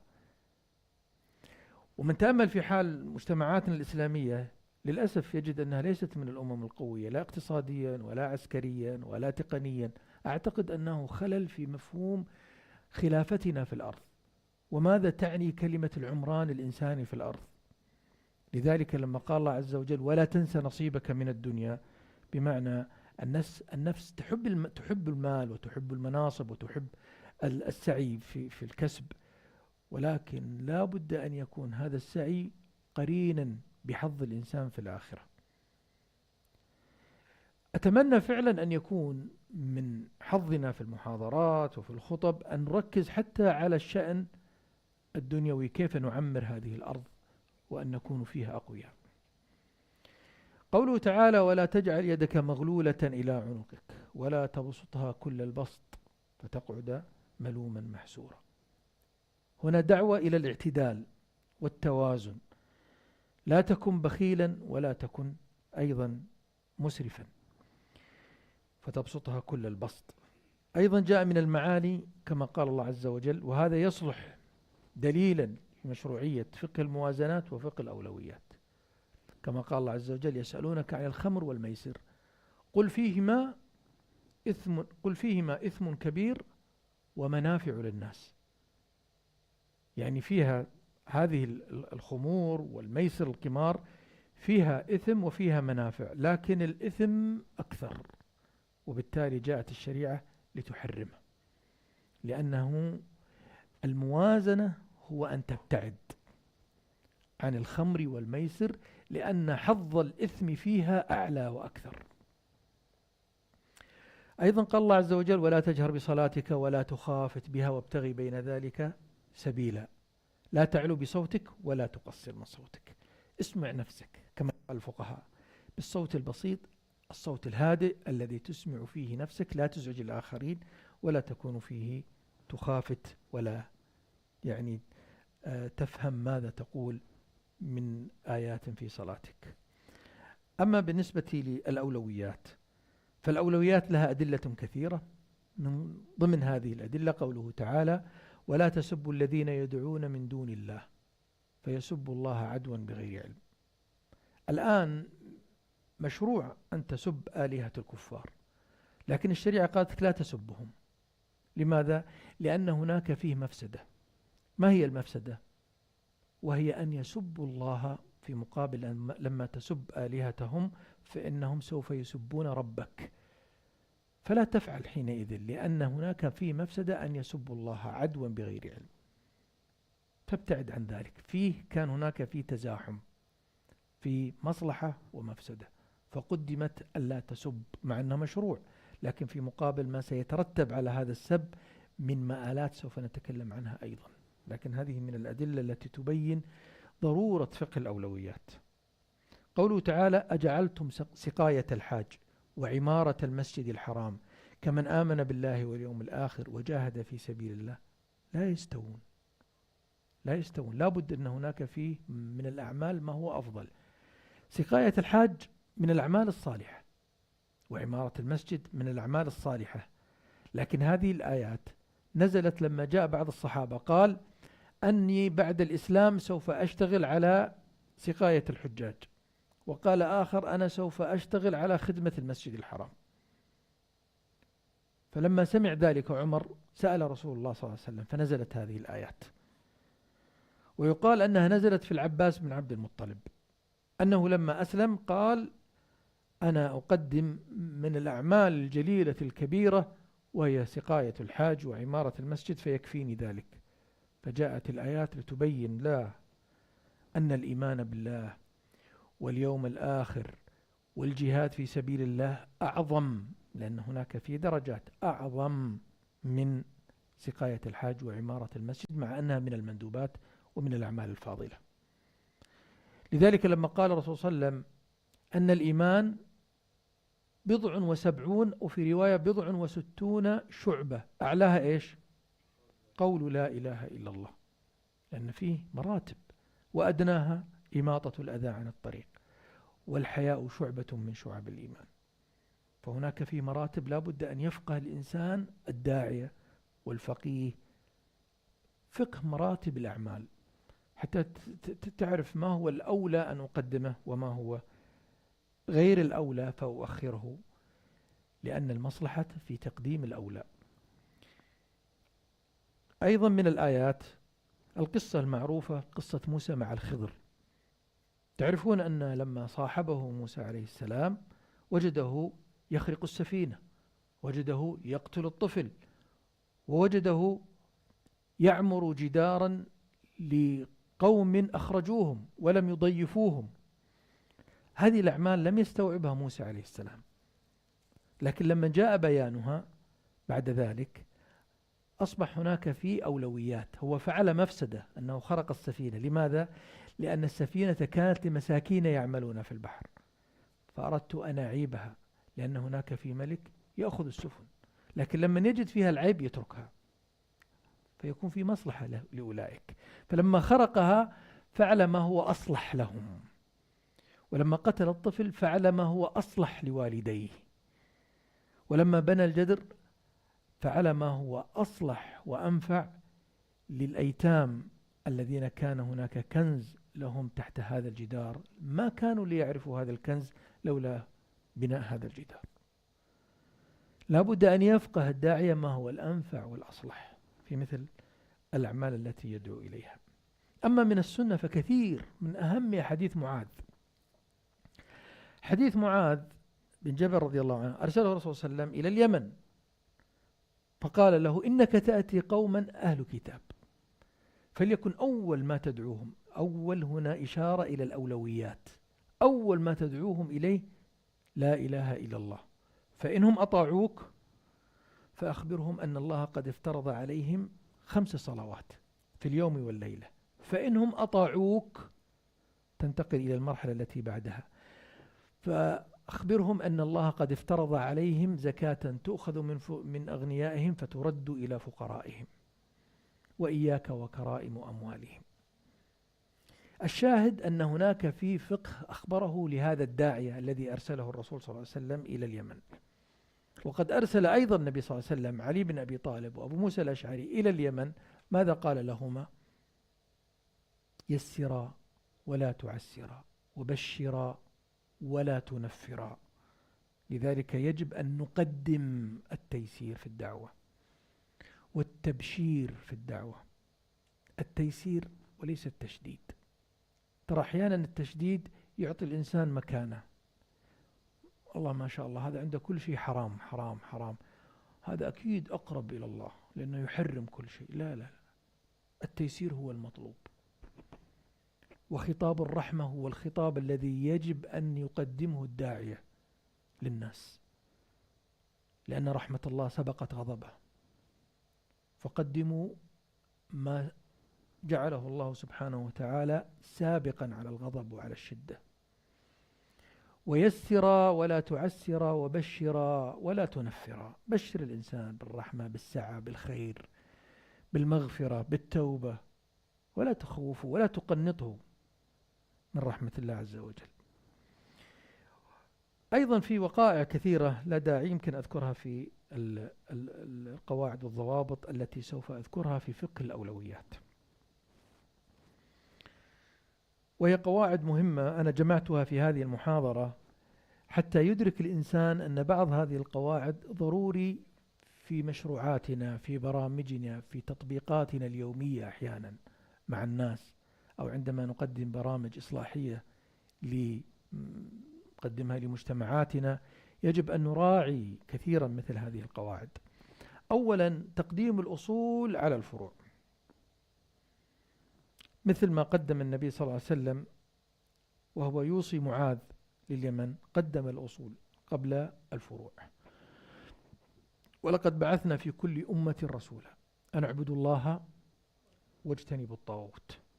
عبادة الله هي الأصل الأصيل الذي جاء به الأنبياء جميعا، اعبدوا الله ولا تشركوا به شيئا. إذن عبادة الله عز وجل بالتأكيد على قيمة التوحيد، لا إله إلا الله هو أصل الأصول في كل شيء. ثم يأتي بعد ذلك الحديث عن الفروع وغيرها، لكن الأصل العظيم هو أصل التوحيد. ثم تقديم الواجبات والقطعيات التي لا خلاف فيها على المندوبات والظنيات كما ذكرنا في الآية السابقة. بعض الناس يعني يعرف أن هناك من الأمور الواجبة، إنسان مثلا يقطع رحمة، عاق لوالديه، ويعرف أنه يفعل ذلك، يجي يتكلم معه مثلا عن مندوبات من المندوبات المتعلقة مثلا بآداب في لقاء الناس، أو آداب في الطعام، أو هذه جيد أن تدعو الناس إليها، لكن لما ترى أن هناك في محرمات قطعية أو واجبات لا يتم العمل بها، فالأولى أن يكون خطابك في تلك الأمور التي تؤكد على أن الواجبات قبل غيرها من المندوبات. أو أحيانا بدل ما تتكلم عن المكروهات وهناك من يقع في الكبائر من الآثام، ركز على الحديث عن الكبائر قبل أن تتكلم مثلا عن بعض المكروهات. أيضا من الأمور المهمة تقديم المصالح الضرورية على الحاجية، والحاجية على التحسينية. إذن هذا مصطلح جديد يبين أن المصالح ليست في قوتها ولا في دعوة الإسلام إليها كلها على مرتبة واحدة، بل هناك مصالح ضرورية. هذه المصالح التي لا يمكن أن يستقر مجتمع ولا أن تستقيم حياة الناس إلا بهذه المصالح الضرورية، وهي المتعلقة بالأمن، وهي متعلقة بالعدل، وهي متعلقة بالحماية التامة للناس من الاقتتال والتهارج فيما بينهم. لذلك لأن هذه المصالح ضرورية شرع الإسلام تحريم القتل وتحريم الزنا وتحريم الكبائر العظام، لأن لو سمح بمثل هذه الأمور لعاشت المجتمعات تهارج، لعاشت المجتمعات فوضى وعبث وضياع، لا يمكن أن تستقر حياتهم أبدا. لذلك هذه مصالح ضرورية. تأتي بعدها المصالح الحاجية. هذه المصالح الحاجية هي أدنى من الضرورية، لكن الإنسان لو فوتها تصبح حياته فيها مشقة، فيها نوع من العسر. لذلك يضرب على ذلك العلماء أمثلة للمصالح الحاجية. قالوا الشروط التي تأتي مثلا في أحكام الزواج أو الشروط في أحكام البيع، لأنها تساعد الناس على أن تجري معاملاتهم بشكل سليم وصحيح. لما شرع الإسلام الرخص فقال مثلا إذا أنت سافرت فيجوز لك أن تقصر الصلاة وأن تفطر وإذا كنت صائما في رمضان. لماذا؟ لأنه حتى لا تصيبك مشقة. قالوا هذه من أحكام الحاجيات، لأنها تخفف على الناس العسر والمشقة التي تصيبهم. هناك في أحكام التحسينيات، وهي الأحكام المتعلقة بالآداب، مثل آداب المجالس، آداب الأكل، آداب اللباس، آداب السفر، الآداب التي تقولها عندما تركب سيارتك أو تتعامل مع غيرك من الناس، تقول لهم شكرا، عفوا، إلى آخره. هذه كلها من الآداب التي يحتاجها الناس في تحسين حياتهم حتى تكونوا على الشكل اللائق من المروءات. إذن عندنا أحكام ضرورية، أحكام حاجية، وأحكام تحسينية. المرتبة العليا التي يجب أن نقدمها دائما ما يتعلق بالضرورات، ثم ما يتعلق بالحاجيات، ثم ما يتعلق بالتحسينيات. لا أستطيع أن أقدم مثلا أمرا تحسينيا. مثلا من الأمور التحسينية ستر العورات، هذه من الأمور التي تكلم عنها العلماء أنها من الأمور التحسينية. لكن هل يجوز لي مثلا عندما تتعارض كشف العورة في حاجة الإنسان للعلاج أو حاجة المرأة إلى أن تكشف عورتها مثلا أمام طبيب، ليس هناك إلا هذا الطبيب، حينئذ أنا أقدم لا الأمور الحاجية على هذه الأمور التحسينية، لأن حاجة الإنسان في سلامته من المرض أو في حاجته لإجراء عملية جراحية أهم من قضية ستر العورة مثلا. وقس عليها. أيضا من الأمور في الضروريات، لأن الضروريات قد تكون في حفظ الدين والنفس والنسل والعقل والمال، كما أن الحاجيات فيها أيضا حفظ الدين والنفس والنسل والعقل والمال. لكن لو قلنا مثلا في الضروريات هناك في تعارض بين حفظ الدين والنفس والنسل والعقل، ماذا نقدم؟ دائما نقدم حفظ الدين على حفظ النفس، ونقدم حفظ النفس على حفظ النسل، ونقدم حفظ النسل على حفظ العقل، وحفظ العقل على حفظ المال. تعطوني مثال في حفظ الدين على حفظ النفس. نقدم حفظ الدين على حفظ النفس. مثلا حكم الجهاد في سبيل الله. الجهاد في سبيل الله من أجل ماذا؟ لهدف واحد، ما هو؟ أن تكون راية الله هي العليا. الجهاد لأجل حاجات النفس، لأجل الحصول على الأموال، لأجل الحمية، لا أجل أن تكون كلمة الله هي العليا. ولأجل حفظ الدين وحفظ بيضة المسلمين وحفظ حدود بلاد المسلمين، فإنها يجوز أن نقدم الأنفس والأموال، لأن في الجهاد تموت الأنفس، فنحن قدمنا الآن حفظ الدين على حفظ النفس. إذا لم يعد هناك إلا أن يموت الإنسان ويستشهد في سبيل الله لأجل حفظ الدين فيجوز حينئذ، بل يعتبر من أفضل الأعمال. فنحن حينئذ قدمنا حفظ الدين على حفظ النفس. أحيانا نقدم حفظ النفس على حفظ النسل. كيف؟ هناك في مثال، وهو لو كانت هناك امرأة حامل وفي بطنها جنين. الجنين هو زيادة في نسل الناس، فالزواج لما شرع لأجل أن يبقى النسل الإنساني مستمرا في الحياة. ولكن ماذا لو كانت هذه الأم تحتاج إلى إجراء عملية، مريضة ولا بد من إجراء عملية حتى ننقذ هذه الأم من الموت، فالعملية حينئذ ضرورية، وهي حامل، والعملية تقتضي أن نسقط الحمل، بمعنى أن نسقط نفسا، لكنها متعلقة بحفظ النسل. أيهما نقدم؟ النفس، نقدم حياة الأم حتى لو أسقطنا الجنين. فنحن قدمنا النفس القائمة على الجنين المتوقع الذي ممكن أن يأتي. ولذلك العلماء عندهم قاعدة أخرى يقولون أن الحياة المستمرة أولى من الحياة المتوقعة. فلذلك قدمت مثلا حفظ حياة الأم ولو أسقطنا جنينها، عندما لا يكون عندنا خيار آخر إلا أن نسقط الجنين لإنقاذ الأم وإنقاذ النفس. أيضا نقدم حفظ النسل على حفظ العقل والمال. لما يأتي إنسان ويقول نريد تحديد النسل، لا نريد زيادة إنجاب، لأن الاقتصاد يقتضي أننا نخفف من عدد السكان، حين نقول تنظيم النسل لا بأس، لكن ليس قطع النسل أو تحديده بولد أو ولدين، حتى لو كان فيه معارضة للمال، فنحن حينئذ نقدم إيجاد النسل وبقاؤه. وهكذا في أمور يجب أن نراعيها في مسألة هذه الأولويات. هذه كلها قواعد تجعل الإنسان أحيانا لما يحتار أيهما يقدم ويختار، نرجع إلى مثل هذه القواعد فنقدم ما حقه التقديم ونؤخر ما حقه التأخير.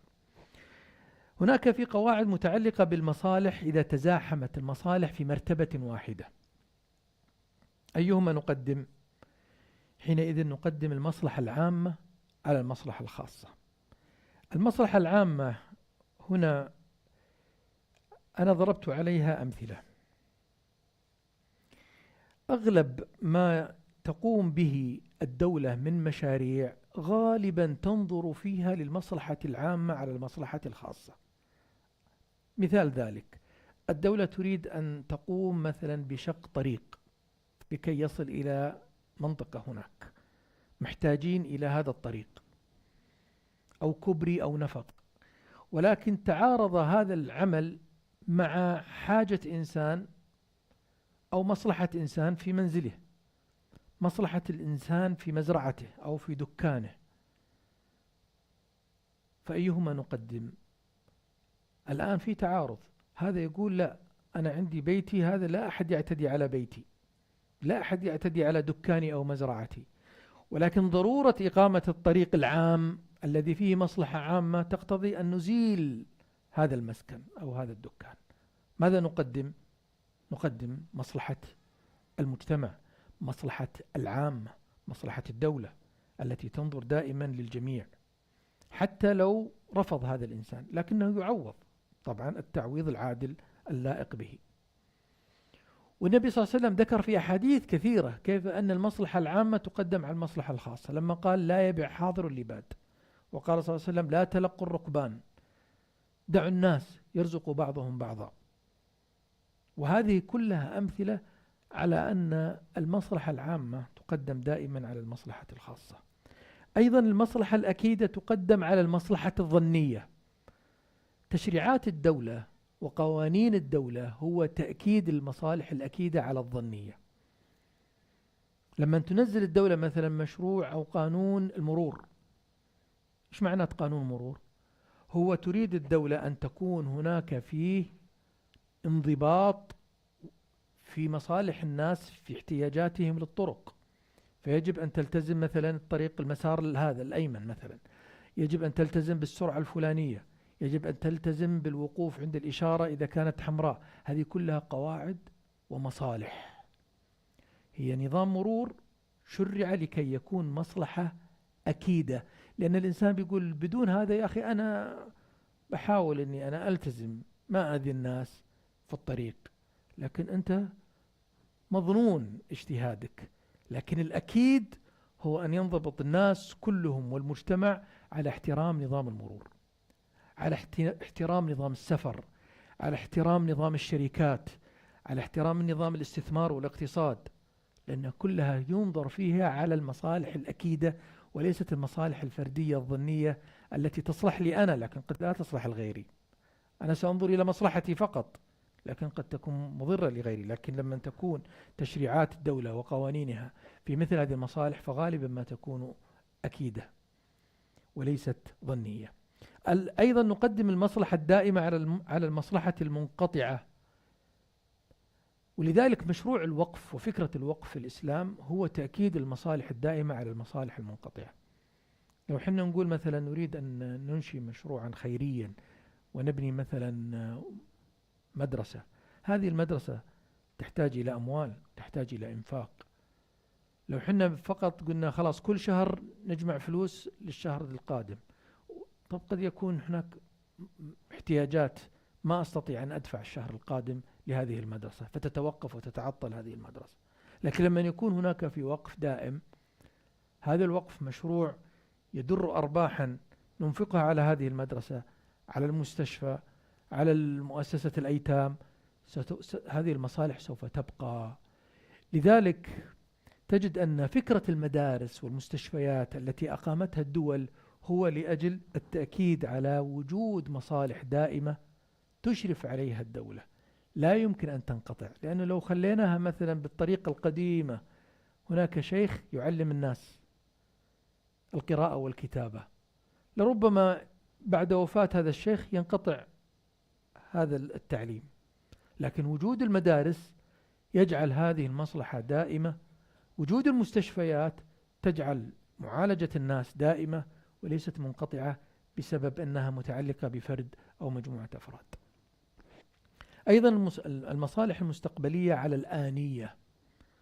وأنا دائما أتذكر موقف النبي صلى الله عليه وسلم في صلح الحديبية. تذكرون صلح الحديبية كان فيه ألم للصحابة رضي الله عنهم، جاءوا للعمرة، فلما أراد الرسول صلى الله عليه وسلم الصلح معنى ذلك أنهم لن يدخلوا بيت الله الحرام وسيرجعون إلى المدينة. لا، وكان هناك بنود في هذه المصالحة، وأنه إذا خرج من المسلمين أحد إلى الكفار فإنهم لا يعيدونه، وإذا خرج من المشركين أحد إلى المدينة فعلى الرسول صلى الله عليه وسلم أن يعيده لهم. فحس الصحابة أن في ذلك غبن وليست فيها مصلحة، لكن الرسول صلى الله عليه وسلم كان ينظر إلى مصلحة أبعد من نظرهم، مصلحة مستقبلية، وهي أن تتوقف المعارك. وهذا ما جعل الناس يدخلون في دين الله أفواجا. ولذلك لما نزلت الآيات إنا فتحنا لك فتحا مبينا كان بعد صلح الحديبية، وكان هو البداية التي يعني هيأت لفتح مكة. بعد ذلك دخل الناس أفواجا بسبب هذا الاستقرار وهذا الأمان وهذه المصالحة إلى دين الله عز وجل، وغيرها من أمور تتعلق بالنظر إلى المصالح.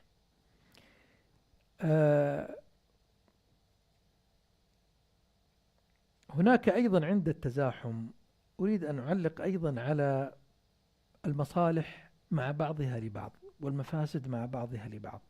القاعدة بسيطة وسهلة. المصالح عندما تتعارض ذكرنا قواعد الدائم، الأكيد، المستقبلي، كلها يعني القطعي، كل هذه قواعد، فهي التي تجعلنا نقدم المصالح حتى لو فوتنا مصالح أدنى ما في بأس. وأحيانا قد نفعل بعض المفاسد لأنها تخفف مفاسد أعظم، وهذا مشروع. الرسول صلى الله عليه وسلم كان يود أن يهدم الكعبة، وقال لعائشة ذلك: لولا أن قومك حديث عهدهم بجاهلية لهدمت الكعبة وبنيت على قواعد إبراهيم وجعلت لها بابان أو وجعلت لها بابين. إذن كان النبي صلى الله عليه وسلم يتمنى أن يكون هناك فيه مصلحة في بناء جديد للكعبة، لكنه خشي من مفسدة أن يرى الناس أن محمد يهدم الكعبة، وهذا شيء لها قدسية بين الناس. فلأجل هذه المفسدة ترك مصلحة بناء الكعبة أو مفسدة ما هو عليه البناء حاليا من الخطأ والنقص. أيضا النبي صلى الله عليه وسلم تحمل مفسدة وجود المنافقين في المدينة. لماذا؟ لأجل أن لا يقول الناس أن محمدا يقتل أصحابه. تحمل مفسدتهم، لكن هناك في مفسدة أعظم، وهي السمعة السيئة الإعلامية التي ممكن أن يستغلها بعض الوكالات وبعض القنوات فيثير الناس على النبي صلى الله عليه وسلم. ففكر في ذلك فقال: لا أفعل ذلك مدام هناك فيه هجمات إعلامية سوف تنال من المسلمين، فلأبقي على هؤلاء المنافقين مع أنهم يشكلون مفسدة للناس وللمسلمين في المدينة. لكن إذا تساوت المفاسد والمصالح صارت في مرتبة واحدة، حينئذ نطبق القاعدة الفقهية، وهي أن درء المفسدة يقدم على جلب المصلحة. فهل في ذلك أمثلة؟ نعم، في ذلك أمثلة. لو قلنا مثلا حتى بناء الكعبة، الرسول صلى الله عليه وسلم في هدم الكعبة مثال على ذلك، تعارضت أمامه مصلحة ومفسدة فقدم الرسول صلى الله عليه وسلم درء المفسدة. أيضا لما نقول مثلا أن هناك فيه فتح طريق مختصر، الواحد يريد أن يفتح طريق مختصر لأن فيه مصلحة للناس، لكن هذا الطريق المختصر سوف يؤذي البعض ويحدث ضررا لكثير من الناس. حينئذ نقول: لا، مدام في مفسدة فدرء المفسدة يقدم على جلب المنفعة، بلاش فتح الطريق هذا مدام في ضرر سيترتب على ذلك. أيضا من الأمور أن أحكام المقاصد أولى من أحكام الوسائل، لأن في وسائل وفي مقاصد، هذه لازم أن نعرفها. والوسيلة تأخذ حكم المقصد، ولذلك يضربون مثالا على ذلك: الكذب حرام لا يجوز، لكن عندما يكون فيه مصلحة أن أصلح بين اثنين، أو أن يصلح ما بين الزوج والزوجة، أو أخوين مثلا متقاطعين، فربما يكون الكذب حينئذ مع أنه وسيلة لكنها تعارضت مع غاية نبيلة، هي وسيلة ليست جيدة، الكذب محرم، ولكن الغاية هو إصلاح بين اثنين، فإنه يصلح بينهما ولو فعل الإنسان مثل هذه الوسيلة الخاطئة.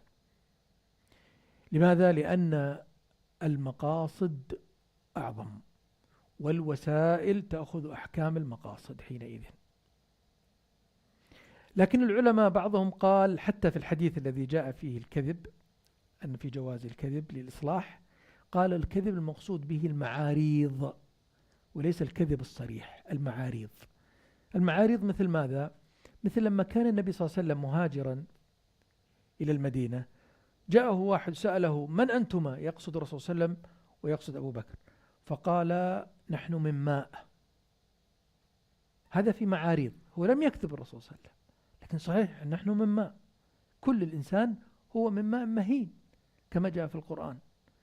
لكن هذا الرجل فهم شيء آخر، قال: هل أنتم من ماء حجاز ولا من ماء تهامة، ولا يعني ذهب شيء آخر، وكان هذا مراد أن يفهم الشيء الآخر. هذه معاريض تسمى، وهي مندوحة عن الكذب الصريح. النظر المخطوبة، إنسان عندما يتقدم إلى خطبة امرأة، هذه المرأة أجنبية عنه، لكن الرسول صلى الله عليه وسلم أمر أن يذهب ليراها. ليش؟ لأن فيه مصلحة أعظم، والغاية هو أن يؤدم بينهما، أن يوفق بينهما. فلذلك هذه النظرة أبيحت مع أنها امرأة أجنبية، لكن لأجل أن يتيسر مقصد عظيم وهو غاية الزواج منها. من الأمور التي أحيانا تتعارض في الأعمال والتطبيقات الدعوية، الدعوة إلى الله مقصد عظيم وهي مهمة، لكن من وسائل الدعوة عند بعض الجماعات هو الخروج 3 أيام 40 يوم 4 أشهر. هذا الأمر يجب أن لا يتعارض مع مقاصد. ما هي المقاصد؟ وهي مصلحة الزوجة والأولاد والعناية بهم والاهتمام بهم، ما يتركهم ولا يهتم بأكلهم ولا بشربهم ويتركهم ويدعهم ثم يذهب لأجل وسيلة. هنا ضيع مقصد من أجل أن الخروج لأيام هو وسيلة. يجب أن تحفظ الأصول، الأساسات، المصالح المرتبطة بك أنت، ولا تقوم إلا بك، وهي نفقتك على زوجتك وأولادك ورعايتك لبيتك. هذه كلها مقاصد ضرورية، فلا تكون الوسيلة سببا في إبطال مقاصد أهم وغيرها. أيضا أهمية النظر إلى المآلات. فكرة النظر إلى المآلات، فكرة النظر إلى المتوقع القادم، هذه جاءت في الإسلام في نصوص كثيرة جدا، وهي تشير إلى مسألة مهمة، وهي أن الاهتمام بدراسات المستقبل ليست من الأمور العادية، بل هي من الأمور العظيمة التي يجب أن تهتم لها الأمة، وأن تستشرف مستقبلك، وأن تنظر في ماذا يمكن أن يكون في المستقبل القادم. ولذلك النظر في المآلات مطلوب في الشريعة الإسلامية، وجاءت على ذلك نصوص كثيرة. كان الرسول صلى الله عليه وسلم دائما يعمل وينظر إلى المستقبل 13 سنة وهو يدعو، ولا يطلب من الناس أي جهاد خلال فترة وجوده في مكة. ثم لما ذهب إلى المدينة جلس يدافع. بعد خيبر قال الآن نغزوهم ولا يغزونا. كل هذا نظر مستقبلي للأمور، وليست عبارة عن أعمال مجردة. أيضا أهمية فقه التدرج في العمل. أنا أذكر مثال على أهمية النظر في المآلات. مر ابن تيمية، شيخ الإسلام ابن تيمية، مر على قوم من المغول يسكرون يشربون الخمر، فراد بعض أصحابه أن ينكر عليهم، فقال ابن تيمية لا تنكر عليهم. لماذا؟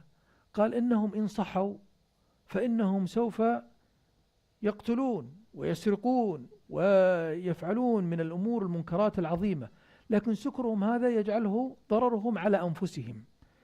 لكن نظر إلى المآلات أنه لو لم يسكروا الآن وكانوا صاحيين، ربما كان في وجودهم وهم صاحيين خطر على المجتمع، قتلا وسرقة ونهب للأموال. فهذا نظر من المآلات. أيضا من الأمور المهمة فقه التدرج في العمل. التدرج، تقول عائشة رضي الله عنها: كان أول ما نزل من القرآن آيات من المفصل فيها ذكر الجنة والنار، حتى إذا ثاب الناس يعني عادوا وتمكن الإيمان في أنفسهم، نزلت آيات الخمر وآيات لا تسرقوا ولا تزنوا. ولو كان أول شيء نزل في الإسلام تحريم الزنا والخمر لقالوا الناس والله لا ندعهما أبدا. في الإسلام جاء متدرجا في الأحكام، فبدأ أول شيء بأنه ينهاهم عن شرب الخمر أثناء الصلاة، يبين لهم أن الخمر فيه آثام وأشرار أكثر من غيره. ثم بعد ذلك لما جاءت الآية الحاسمة اجتنبوه لأنهم قد تهيأوا إيمانيا لذلك. التدرج في الأعمال ضروري. أيضا من الأمور التي أختم بها هو أهمية اعتبار اختلاف أحوال الزمان والمكان والظروف. ما يصلح في السعودية ما يصلح في المالديف، ما يصلح في المالديف قد لا يصلح في أمريكا. لازم أن تنظر إلى ظروفك وزمانك والمكان، وأن تعمل القواعد الأساسية التي ذكرتها في البداية، وأن تهتم لتلك القواعد الكلية وتلك المقاصد الكلية وتلك المنارات التي ذكرتها التي يجب أن تقدم، وأن تراعي أن الزمان إذا اختلف يجب أن تختلف، وأن المكان إذا اختلف يجب أن يختلف اجتهادك. الإمام الشافعي كان له اجتهاد في العراق، لما جاء إلى مصر وجد الناس في حالة مختلفة وبيئة مختلفة فاختلفت اجتهاداته. أذكر لكم مثال في السيرة النبوية أختم به. النبي صلى الله عليه وسلم أرسل بعض الصحابة 70 من أفضل الصحابة قراء يحفظون القرآن، أرسلهم إلى بعض قبائل نجد، وعندما ذهبوا إليهم حصل هناك خدعة فقتلوا الصحابة، 70 من القراء قتلوهم. الرسول صلى الله عليه وسلم ماذا فعل بعد ذلك؟ جلس يدعو عليهم: اللهم عليك بعصية، وعليك برعل وذكوان وعصية، اللهم عليك برعل وذكوان وعصية فقد عصت الله ورسوله. يدعو شهر كامل يقنت بعد صلاة الفجر لأجل هؤلاء القراء 70. لكن لما أرسل رسول واحد إلى الغساسنة وقتل هذا الرسول، سير الرسول صلى الله عليه وسلم جيشا مسافة 1000 كيلو، جيش كامل لأجل مقتل واحد. ليه؟ لأن هناك ظروف مختلفة. قتل 70، مسافة ما بين هؤلاء 70 الذين قتلوا هم في ضواحي يمكن 100 أو 120 من المدينة، بينما الرسول صلى الله عليه وسلم يسير جيش على بعد قضية حصلت لواحد من الصحابة قتل على مسافة 1000 كيلو. لكن كانت هناك في أمور واعتبارات الرسول صلى الله عليه وسلم كان ينظر إليها. هذا ما يجب على الداعية أن يفعله دائما، أن ينظر في هذه الاختلافات بين الظروف الزمانية والمكانية، الأحوال. في أشياء ما تقدر تقولها اليوم لا تقولها لأن الظروف لا تسمح بها، لكن ممكن تقولها في زمن آخر، في مكان آخر، الأمر متاح. هذا كله راجع إلى إيش؟ إلى ميزان المصالح والمفاسد. أعتذر أيها الإخوة الكرام على الإطالة، وأتمنى أن أكون قدمت مادة مفيدة لكم. هذا والله أعلم، وصلى الله وسلم وبارك على رسول الله.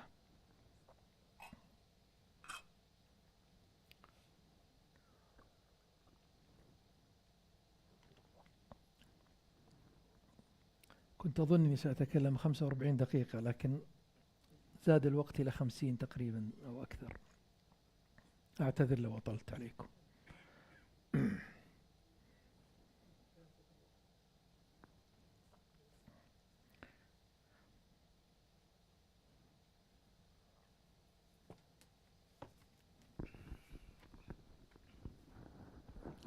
في وقت الأسئلة ولا خلاص؟ نشكر فضيلة الدكتور على هذا الخطاب الملهم والتوجيهات السديدة. وفي ختام هذه الجلسة المباركة نشكر كل من حضر وشارك، ونود أن نلفت انتباهكم إلى أن فعاليات الملتقى ستستمر غدا يوم السبت بإذن الله تعالى، حيث ستعقد جلسات علمية وحوارية متعددة. والآن نعلن عن انتهاء جلسة الافتتاح، وجزاكم الله خيرا، والحمد لله الذي بنعمته تتم الصالحات، والسلام عليكم ورحمة الله وبركاته.